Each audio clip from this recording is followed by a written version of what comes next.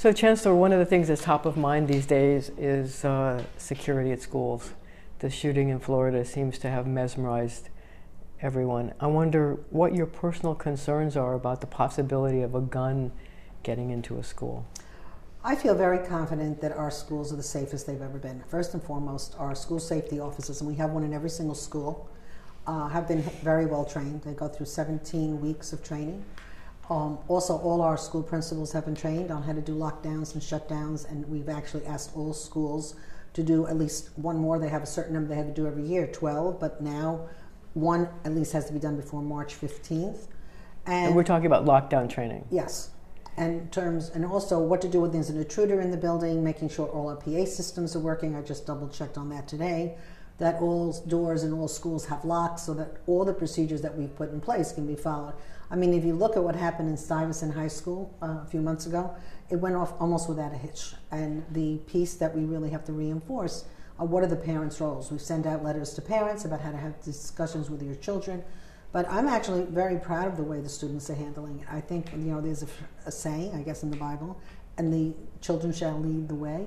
And I think this is going to be transformational in this country because these students are really taking ownership of this issue. And I think their active engagement is a wonderful civics lesson for all of us. And I think because they've lived through this tragedy, people are going to listen to them in a much more determined way. So how do you feel about the planned walkout that some students are planning nationally and how it will affect students in New York? Do you think it's okay for them to do it? I think it's okay as long as it's done with permission. We're putting out guidelines on how to do it. I think it's particularly meaningful for high school students to do it. I think in terms of elementary school, it needs to be supported by parents, individual parents signing out their kids. But we've already put out some guidelines and we'll be putting out more guidelines. But I support student engagement. I came from a family that we discussed politics all the time at my dining room table. Unfortunately, at the time, it was more about what was happening in Europe. But I do think citizenship is everyone's business. And if we're going to have a democratic society, everyone has to be involved. Do you think we need more magnetometers at schools?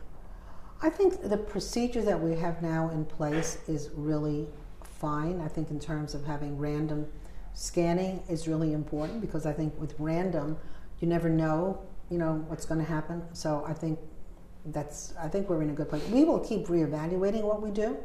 Last night I met with all the CEC presidents and we discussed what we've done so far. And we work very closely with the NYPD. So they're always on top of what they think we should change or modify, and we have a very healthy relationship with them. How do you feel about arming teachers? I think it's the most ridiculous idea I've ever heard. No way, no how. Because? Because teachers' job is to teach, and to be very honest, I don't think they need that burden, but I also feel that when teachers make a promise to teach, I think it would not be something that they would feel comfortable doing, and I don't think we should impose that on them. I don't want teachers to have to make split decisions when their job is really to teach. And because in New York City we have a safety in every single school, we have code words for how do we get them. And one of the changes that we made in our school system is that we used to have all these euphemisms when there was an intruder in the building. As a principal, I remember it was like, take out your pencils and do something. Now we're saying to people, let's be very honest, if there's an intruder in the building, over the loudspeaker say there's an intruder in the building. And it's everyone's responsibility to either alert the main office or whatever. So I think we've done the right procedures and I think we're in a good place. But to me, teachers' jobs are to teach, and I wouldn't want to put them in a position where they had to make a split-second decision about killing someone, which is really what it is. What are you going to miss most? Oh, I think the students, walking into classrooms, seeing the faces of children who are learning English for the first time, or a child who's creating the first masterpiece. I think seeing a parent in a public meeting say, because of you, my child is getting into such and such a school. I think the personal touch is what I'm going to miss the most. And again, I think working with the educators in New York City has been a particular privilege for me. And seeing superintendents who are really top of their game, inspiring their principals, and principals inspiring their teachers. But walking schools, which sometimes I get negativity on, to me has been a pleasure. And you can't change a system without knowing what's happening in the particular pieces within that system. How do you tell when you walk into a school whether it's a good school or a bad school? Well, look, there are always many different degrees, but I think the one thing you look for immediately is school climate? Are people smiling? Is there a sense of energy? I remember as a superintendent walking buildings, and one of the things I used to say, I want to see interactive learning. I want to see people talk to each other. I want to see two teachers maybe going down the hallway, going to lunch together, talking about education. So to me, you can feel energy. You can feel a dead buildings where doors are all closed, no one is talking. So that's certainly something I look at. I obviously look for student achievement. I look at bulletin boards to see not how beautiful they look, but what does the student work look like? Does it look like it's on grade level? In the beginning of my tenure, one of the things I looked at a lot, what does writing look in high school? When the writing in elementary middle was better than what I saw in many high schools, we developed a writing program for high schools. It was one of the first curriculum pieces that we put out.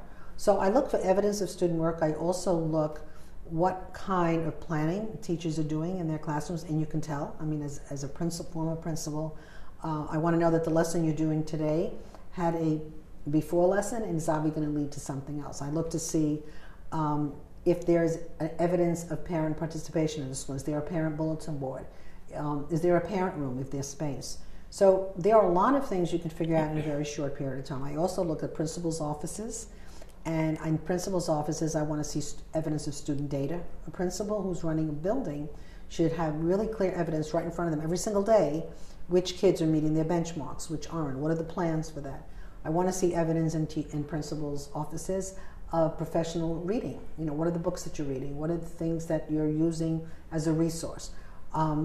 School safety officers, are they welcoming? You know, in the beginning, I would go into a school and a lot of them looked like, you know, they had a hard time getting up in the morning. The message is out there now. When the chancellor comes, make sure that you greet. And I think that's a very important thing that everybody wants for their own kids. You know, that they want a place. For many of our kids, this is the best place they are all day. Keep in mind New York City with our high number of kids in homeless shelters and temporary housing. School is the most beautiful place they're going to be in. So having it an attractive place, a welcoming place, a place where things hum, to me is very, very important. What are your biggest successes? Oh my goodness. I think bringing back morale for staff was very, very important. I hear that all the time. I just was celebrated by my superintendents, and they said, you've inspired us to make difficult decisions. I mean, some of them gave speeches. And I think really bringing back the dignity to teaching. You know, having been here before and on the sidelines, I don't want people to feel that being a teacher is an onerous thing. It should be a joyful thing. I loved teaching. It's a job I had the longest. I was a teacher for 22 years, which is a very long time. And I loved going to work. I loved seeing kids succeed under my direction. And to me, seeing that once again is important. I think bringing back professional development, I mean 3K, pre-K, single shepherd, comfort dog program, which has turned out to be more than I ever anticipated. All those are successes, but overall none of that would have happened without good professional development for teachers and really working with parents very closely. Are there failures? Oh, of course. Sometimes there were things that I thought were phenomenal ideas, but in execution, maybe not so much. And I don't think there were failures per se as things that for one reason or other, we didn't get to do deeply enough. So I'm assuming that that's something someone else can work on. Has it been difficult as a woman to do this job? And has your sex played a role in your successes, failures, difficulties, whatever? I would say that I didn't realize it till I got this job, how many obstacles there were prior to getting the job. I think once I had the job, I didn't see it as much other than sometimes being patronized. And that's where I think some of this about, well, you know, she's very good at the soft stuff. I'm very good at the hard stuff too. I can make the difficult decisions. But when I go back to teaching, I hit every stumbling block you could hit as a woman. I was the first teacher to give up maternity leave because my superintendent had asked me to come back and teach a special high talent class, what they used to call IGC classes in those days. And because I gave up my maternity leave, there were teachers in my building who wouldn't talk to me. A school secretary actually hid my time card because she didn't think I should be coming back to teaching. Wow. At one point, I had to come and be interviewed by the parents of the children whose class I was going to teach, so they could ask me questions such as, what happens if your children get sick? Who's going to take care of them? Is it going to be the class over the children? I had explained my child care provisions. My parents helped me raise my children. And my husband, said, well, we'll take turns if the kids get sick. But I had to go through something that no teacher has to go through today.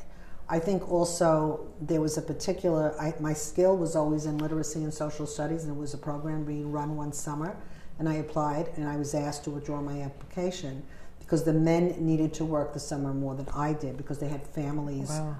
To raise. Didn't think twice of it, by the way. Did it make you angry, upset? At the time, no, because there was so much of this that was just accepted.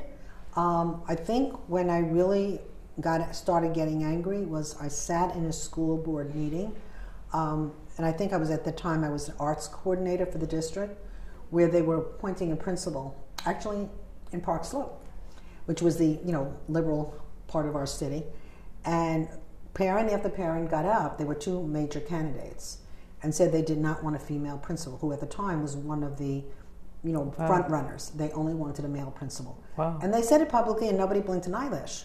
And I got angry and angry sitting in the audience because I happened to have known both of the candidates. They were both good, but the female had really done a good job as an assistant principal, and in my opinion, deserved the job.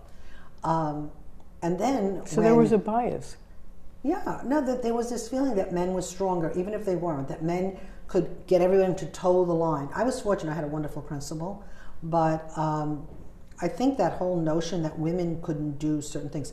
As a principal, that's when I really got angry, and that's when I really started being much more of a rebel. I would go into work on Saturdays. It was the only time I had the office to myself and I could think. And when I tried on, I guess my first month on the job, I went to my custodian and I said, I'm coming in on Saturday. Oh, you can't because you can't be here by yourself. And I said, well, give me the keys to the school. I know how to turn off an alarm. No, because the alarm is very complicated. We went through this whole song and dance. And a woman couldn't understand And a woman couldn't figure out how to press 3 buttons and then figure out how to turn off the alarm. It turns out there was a lot more complicated than that. I'm not talking about the alarm as to why he didn't want me in the building. But he then said, well, if your husband will come with you.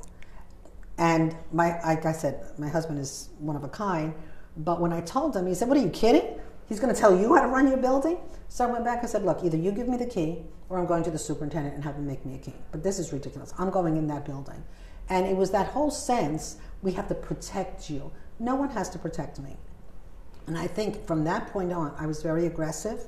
When I became superintendent, I was the first female superintendent in District 15. And it didn't occur to me that I was the first woman until somebody said, well, you're really different, because what they didn't expect is that I would go into schools. The former superintendents had been okay, but they hadn't really been educators for very long. And what you look at is different. So I didn't know whether it was good or bad. It didn't bother me because I knew where I wanted to be. But even with meetings, I had a school board, at least in the beginning, that was all male driven. We eventually had a woman on it. And a lot of the comments were, well, you think you're doing that because you're a woman. I said, no, I'm doing that because I'm an educator. So I think I don't think there's as much of that, but in certain communities, it's still part of, well, she's doing that because she's a woman. No, I'm doing that because I know what I'm doing.